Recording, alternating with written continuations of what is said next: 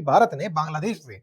अपने जो उच्चायोग हैं या फिर जो अपने यहाँ पर कॉन्सुलेट ऑफिसेज हैं वहां पर तैनात परिवारजनों से यानी कि जो हमारे अधिकारी हैं उनसे कहा है कि 1 जनवरी 2026 को सरकार ने डिप्लोमेट्स से परिवारजनों को वापस लाने के लिए कहा था और कहा था कि जिनके बच्चे वहां पढ़ते हैं वो 15 जनवरी तक बच्चों को लेकर के वापस आ जाएं। कारण जैसा आप सभी जानते हैं, शेख हसीना के भारत आने के बाद से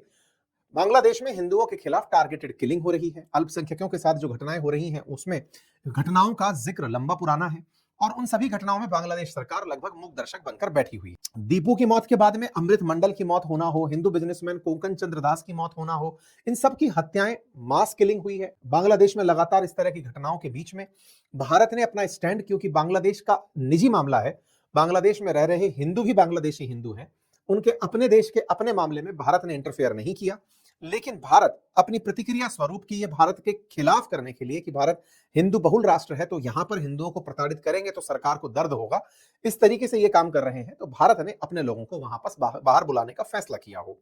इस पर मोहम्मद यूनुस का कहना था कि बांग्लादेश में तो हर साल ही 3 से 4 हजार लोग मरते ही हैं इस तरह की हिंसाओं में, उनमें से पिछली बार 645 अपराधों में से 71 ही हैं जो कम्युनल अपराध हैं। इनका ये डेटा देने का तरीका है, तो इनके लिए ये केवल एक नंबर है, यहां पर किसी की मौत से इनको कोई फर्क नहीं पड़ रहा है। भारत का मानना यह है कि यहां पर फरवरी में इलेक्शन है और इलेक्शन में निश्चित ही शेख हसीना की पार्टी के लोगों को तो चुनाव ही नहीं लड़ने दिया जा रहा है। ऐसे में भारत के खिलाफ प्रदर्शन करते हुए प्रदर्शनकारी चुनाव प्रचार के दौरान कहीं भारत के उच्चायोग, भारत के परिवारजन, जो उच्चायोग के परिवारजन है, उनको नुकसान ना पहुंचा दें, यह भारत के लिए एक चिंता का विषय हो सकता है। नॉन फैमिली पोस्टिंग में जगह डाल दी गई है और नॉन फैमिली में भारत ने इराक, अफगानिस्तान, पाकिस्तान और दक्षिणी सूडान को ऑलरेडी डाला हुआ है, तो एक तरीके से कहिए कि पाकिस्तान की श्रेणी में अफगानिस्तान को डाल दिया गया है।